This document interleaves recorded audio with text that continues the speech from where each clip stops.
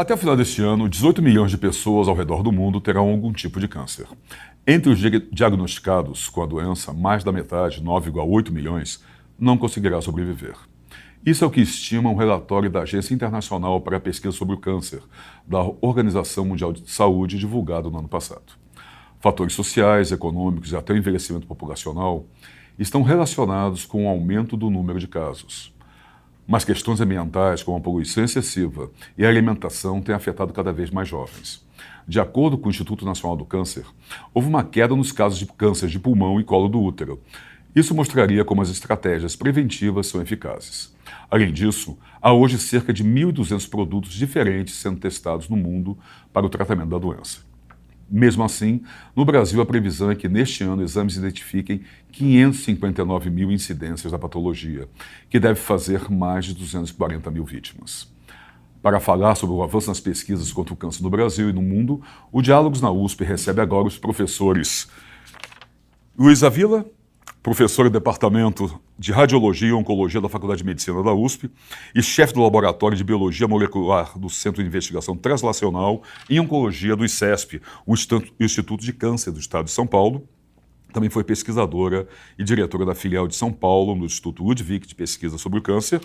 E o professor Eduardo Rego, professor titular da Faculdade de Medicina da Universidade de São Paulo e coordenador do Serviço de Leucemias Agudas do Instituto do Câncer do Estado de São Paulo, o ICESP. Professores, antes de mais nada, muito obrigado. Bom dia, muito obrigado pela presença dos senhores. Um prazer. Prazer. Vamos começar, talvez, pelo que interesse mais de tudo que nós temos a conversar, de um assunto tão importante, tão sério. A complexidade de um tratamento para mais 100 variáveis. Forma de câncer resulta em intensas pesquisas científicas para encontrar a cura para essas doenças. Eu queria saber dos senhores, para nós começarmos a conversar, em que patamar estão essas pesquisas hoje? Como está a luta contra o câncer hoje? Professor Eduardo. Bom, em primeiro lugar, agradeço o convite, é um prazer estar aqui. É nosso. E é um prazer falar de pesquisa em câncer, que acho que é uma das coisas que motiva muitos pesquisadores no Brasil Ainda e é um no desafio, mundo. né? Ainda é um desafio muito grande. Vamos lembrar que o câncer no Brasil é a segunda causa de morte, perde apenas para as doenças cardiovasculares, e que nós provavelmente veremos nos próximos anos um aumento realmente da incidência e da prevalência do câncer, até por conta do envelhecimento da nossa nós população. falamos aqui agora na apresentação. Entre outros fatores. Em relação às pesquisas, eu acho que nós caminhamos muito, conseguimos aprender um pouco mais, quer dizer, nós passamos por várias fases, eu acho que nós conseguimos aprender primeiro a morfologia, entendemos um pouco sobre algumas causas, conseguimos entender melhor a parte genética, da importância da genética, e agora, mais recentemente, estamos entendendo um pouco mais sobre o papel do ambiente, do ambiente no sentido do organismo, do microambiente. E aí entra muito a questão da imunidade. Em relação aos resultados, nós temos desde resultados muito bons, muito otimistas. Hoje, O que, por exemplo? a leucemia linfóide aguda da infância, que é o câncer mais comum da infância, é uma doença curável, né, com pacientes, mais de 80% dos pacientes sobrevivendo a longo prazo e tendo Isso é muito bom. Vidas Muito normais. bom. No outro espectro, naturalmente, nós temos muita dificuldade ainda no câncer de pâncreas, na leucemia mieloide aguda, que é uma forma de leucemia que é mais comum no indivíduo mais idoso. Então, é difícil a gente colocar todas as patologias, né, todas as doenças no mesmo grau de desenvolvimento. Mas eu acho que nós fizemos um grande progresso na questão da pesquisa. Acho que o Brasil tem dado a sua contribuição. Isso é naturalmente, não somos o país que lidera nas pesquisas, mas temos dado a nossa contribuição. E eu acho que o cenário é positivo. Eu acho que nós estamos começando a colher frutos de informações que foram ameliadas aí ao longo de muitas décadas, né, ou das últimas décadas, em relação sobre a causa e mecanismos que envolvem a transformação maligna das células. Só Luiz, quer dizer, hoje se sabe mais do câncer, ou do tratamento em pesquisa, do que se sabia 20, 30 anos atrás, como o senhor Eduardo falou, né? Então, Temos condições de ser otimistas? Sem dúvida, e eu até acrescentaria o que o Eduardo disse, no sentido de que foi muito importante nas últimas décadas observar o trabalho multidisciplinar, que na verdade foi o que serviu de base para que nós conhecêssemos melhor a doença câncer e os vários tipos. E o que seria esse trabalho multidisciplinar? Exatamente. Então vamos lá. Se do ponto de vista do médico, do diagnóstico da doença clínico, ou mesmo por imagem, vieram nos últimos anos todas as outras questões de qual é a gênese desses tumores, a nível molecular, como a célula tumoral se comporta, como ela invade, como ela causa metástases. E nesse caminho, nesse processo, participam inúmeros profissionais, biólogos, farmacêuticos, que deram ou dão muita contribuição no sentido de conhecer a doença complexa que não poderia ser vista sob o ponto de vista de um único profissional. E essa pesquisa nas diferentes áreas tem trazido muitos avanços. Entre eles, eu destacaria que o conhecimento das causas de alguns tipos de câncer, alguns cânceres nós não temos exatamente o que provocou aquele câncer, mas para outros, como por exemplo o câncer do colo do útero, nós sabemos exatamente que é um vírus que causa esse tumor.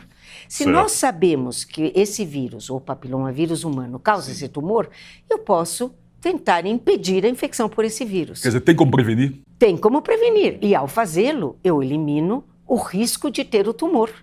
E se eu utilizar essa medida profilática, uma vacinação em larga escala, algum dia eu não vou ter mais câncer do colo do útero. Então esse é um tipo de câncer que pode ser erradicado, por exemplo. Poderia ser, e as expectativas são, como observamos os dados de países que estão introduzindo a vacina há décadas já, ou há uma década e meia, que há uma redução tão significativa das doenças causadas por esses vírus que eles esperam em 30 anos erradicar o câncer do colo do útero. Alguns países que estão fazendo o dever de casa e a vacinação adequadamente. Tá, então eu vou perguntar para os dois o quanto o Brasil está fazendo bem o seu dever de casa com relação a isso, professor Eduardo. Olha, eu acho que o Brasil, em alguns pontos, avançou bastante. Quer dizer, a gente tem que lembrar que o principal agente ambiental associado ao câncer é o tabagismo, tá certo? Então, fumar tem uma correlação direta com alguns tipos de câncer e tem-se observado uma diminuição bastante significativa do número de fumantes no Brasil. Então, isso prova que as campanhas têm surtido algum efeito. Por outro lado, algumas medidas de rastreamento no Brasil ainda ficam a desejar. O que seria isso, exatamente? Isso, por exemplo, existem algumas recomendações, e eu vou citar uma específica. Por exemplo, fazer a colonoscopia após, dependendo da história da família, se já teve câncer de intestino na família ou não, é recomendável que o indivíduo se submeta à colonoscopia cada 4, 5 anos. A partir de alguma idade específica? A partir dos 40 ou a partir dos 50 anos, dependendo da história familiar que ele tem.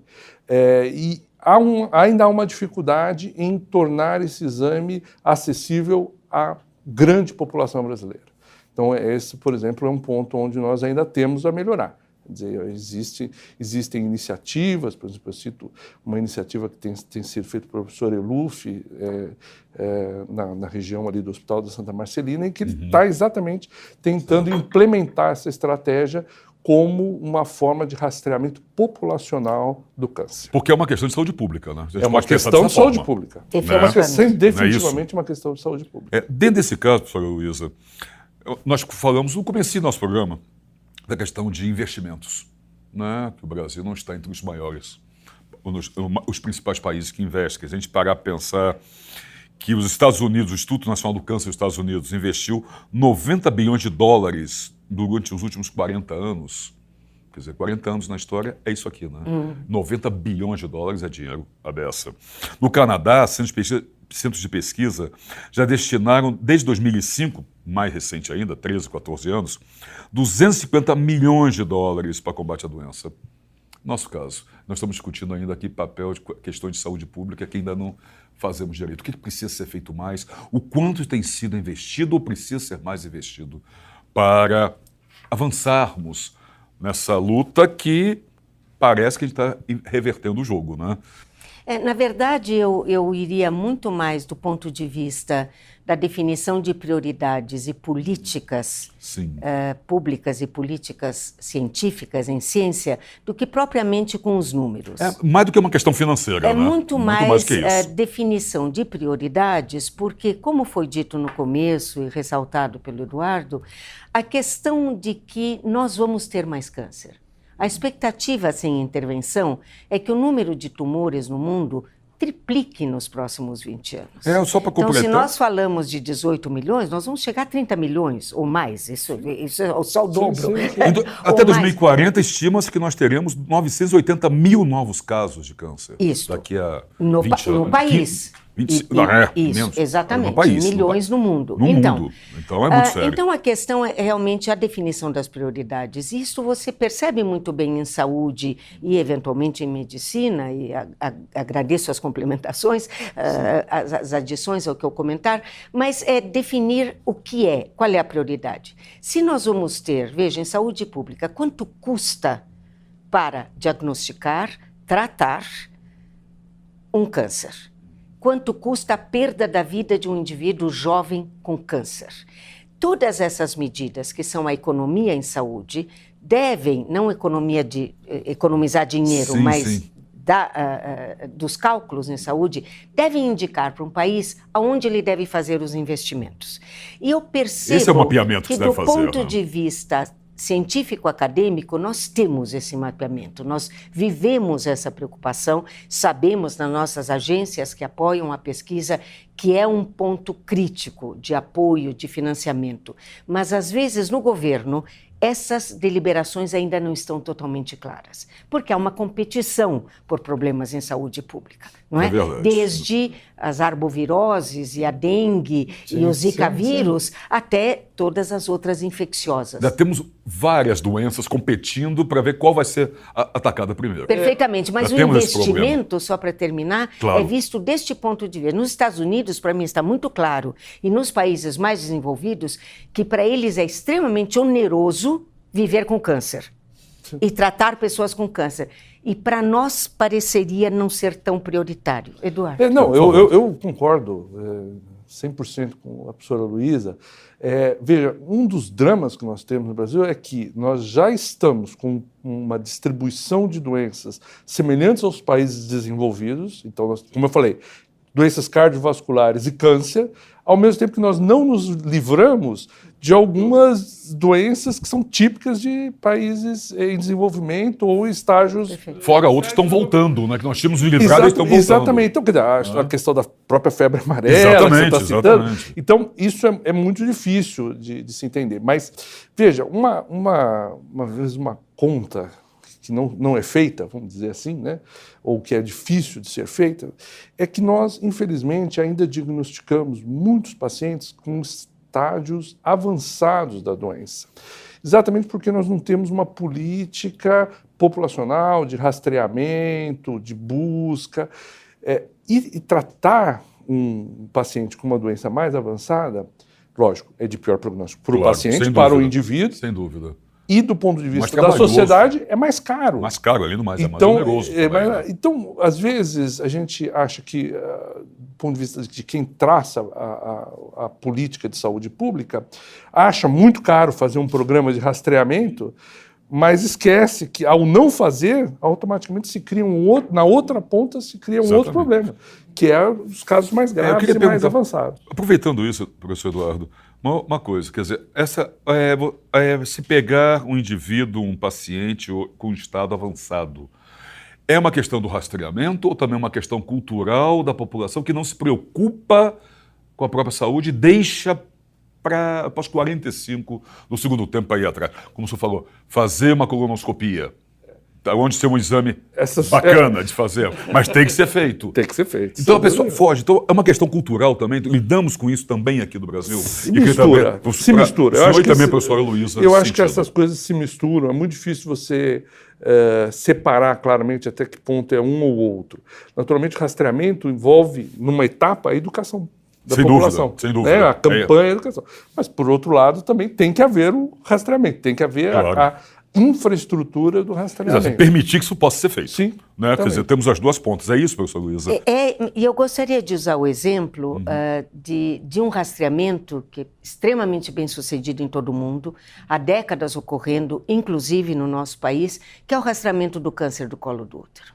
Uma tecnologia simples, relativamente barata, que permite, inclusive, um rastreamento populacional em larga escala, porque se é uma tecnologia muito cara, também você implementar isso para toda a população em países como o Brasil, países muito grandes, com muitos habitantes, melhor dizendo. Mas existe uma questão que é a questão de fato, de que voltamos para a questão do rastreamento estar disponível, mas de não existir uma cultura pela saúde adequada entre as pessoas. Né? Então, o rastreamento é visto popularmente como eu vou procurar sarna para me coçar. Porque se eu for fazer o teste, de repente ele diz que eu tenho alguma coisa e existe uma reação humana natural, que é a negação de que eventualmente isso pode te ajudar, porque quanto antes melhor. Então, do meu ponto de vista, nós perdemos muitas ocasiões em insistir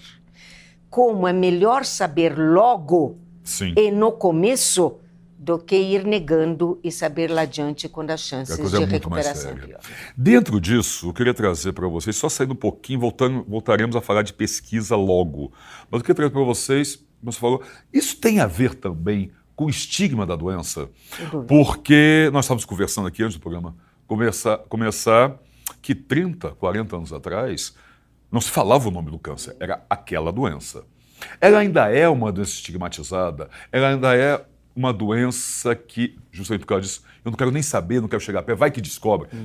Tem isso ainda, quer dizer, apesar de todos os avanços na cultura, na informação. Então, isso é uma outra coisa que deve ser trabalhada também, professor Eduardo? Olha, caminhamos muito. Eu acho que hoje a doença ainda é estigmatizada geralmente pelas gerações mais velhas. Sim, né? Sem dúvida. Mas nós melhoramos até por uma questão de que hoje quase todo mundo conhece um sobrevivente de câncer.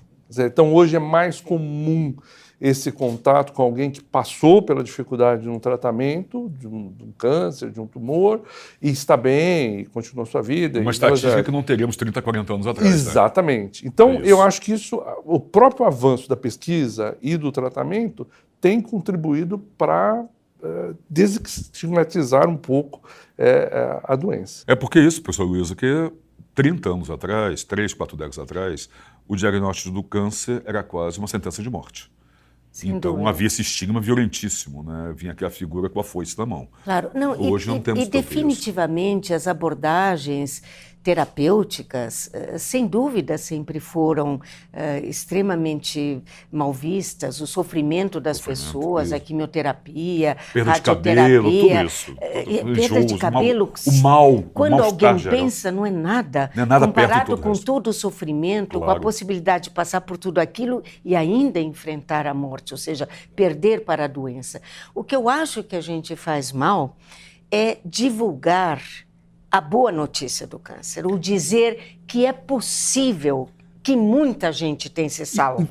Por que fazemos mal? Salvo do então tumor. Vamos aproveitar, vamos fazer bem aqui. Por que se faz mal isso? O que acontece?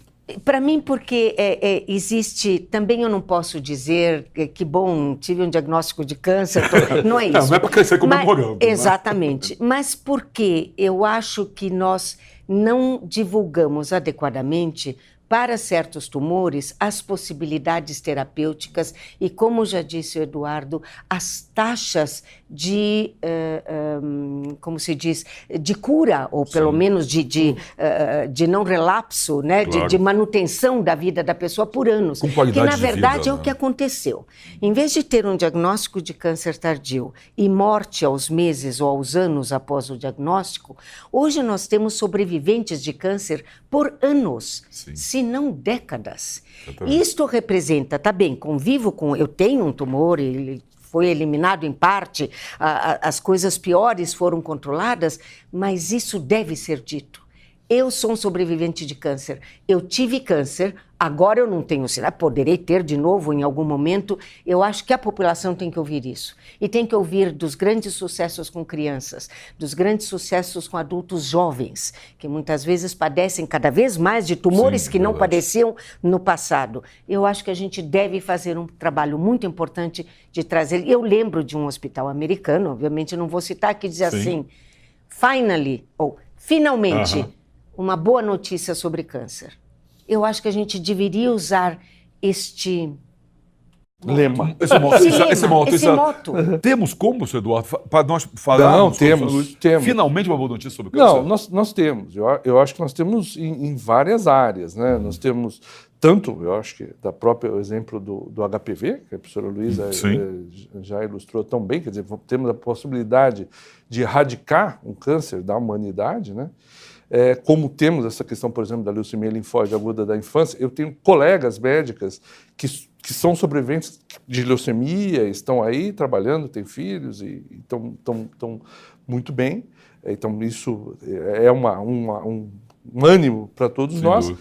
E mesmo algumas outras formas de doença onde a gente talvez não tenha conseguido curá-las, mas a gente tenha conseguido transformar a doença numa doença crônica. Isso. Então, alguns exemplos... Que é uma diferença. Quer dizer, é um indivíduo que vai conviver, lógico, vai ter que tomar medicação, existem efeitos colaterais, mas ele vai ter uma vida social, vai trabalhar, vai ter uma vida próxima ao seu colega que não tem a patologia, né?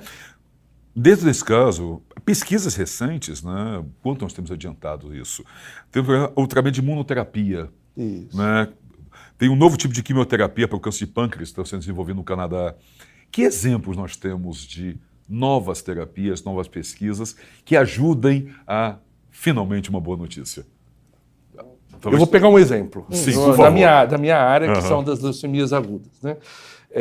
Nos últimos anos aí, nós tivemos um grande avanço na chamada imunoterapia, particularmente com a modificação de algumas células do sistema imune, nomeadamente os linfócitos. Então, os linfócitos são as células que são responsáveis pela reação de, vamos colocar entre aspas aqui, de rejeição do tumor, tá certo? Certo. E nós chegamos a um ponto da tecnologia em que, num indivíduo que tenha, por exemplo, uma leucemia linfóide, que não respondeu à terapia convencional, quer dizer, um indivíduo que tem uma doença refratária, uma doença grave, é possível nós coletarmos os linfócitos desse paciente, modificarmos geneticamente esse linfócito através de uso de vírus que a gente modifica geneticamente para ele levar uma informação adicional para dentro do linfócito. Esse linfócito, então, adquire por essa modificação genética uma supercapacidade de reconhecer a célula leucêmica e de destruí-la. Nós conseguimos expandir fora do organismo, né, no sistema in vitro, a gente expande esse linfócito de forma muito numerosa, reinfundimos essa célula de novo no paciente e ela vai, rastreia e destrói a célula leucêmica, e os resultados que nós temos nessas formas, que são de outra forma, dificilmente teríamos outras alternativas terapêuticas, nós já temos pacientes que estão com uma boa sobrevida. É isso, professor Luiz, que temos então motivos para otimismo e termos quase esse moto daqui a pouco? Sem dúvida, e para quem vive na pesquisa de câncer, como nós e vários colegas, nós sabemos que ao entender esses mecanismos, é onde a cada momento, isso está acontecendo aqui, está acontecendo em todo o mundo, nos melhores laboratórios de pesquisa em câncer, onde nós conseguimos entender, treinar, redirecionar essas células, fazer com que elas atuem a favor da eliminação do câncer e não promovendo o câncer. Eu acho que o exemplo é muito bom e eu acho que a gente precisa continuar vendo que a cada momento nós acrescentamos mais informações nesse sentido. Então, mesmo aquela palavra de esperança, ou talvez ainda mais importante, quando pareceria que hoje, por exemplo, diante de um diagnóstico, o tratamento que está disponível é efetivo em 50%, 60% dos casos, Sim. em uma semana, em um mês, em um ano, ele poderá ser 80% efetivo. O que é muito, Se, não é muito pesado. como é muito bem muito colocado, a doença passa a ser uma doença crônica, onde você consegue manter um indivíduo vivo, com uma qualidade de vida bastante razoável, ele poderá até se beneficiar de um avanço de pesquisa para a sua própria sobrevida. Isso é essencial porque talvez um dos grandes estigmas da doença, dentro de tantos que ele tem, é justamente, claro, como eu mencionei antes, né, a quase sentença de morte, mas é a perda da qualidade de vida. É você ter o tratamento quase desesperançoso, né? Você passar meses, às vezes até anos, com uma qualidade de vida terrível. E agora estamos invertendo esse quadro. Sim, sim. Já não temos, não em todos, acredito, em todos os tipos de câncer, mas que em vários deles nós temos essa possibilidade, né, professor Eduardo? Sim. Quer dizer, essa é uma situação que começa a realmente a virar e dar esperança. Sim. Bom, sobre esperanças, sobre pesquisas, sobre outras coisas, nós vamos continuar falando em seguida, mas o Diálogos na USP faz um rápido intervalo. Nós voltamos já já.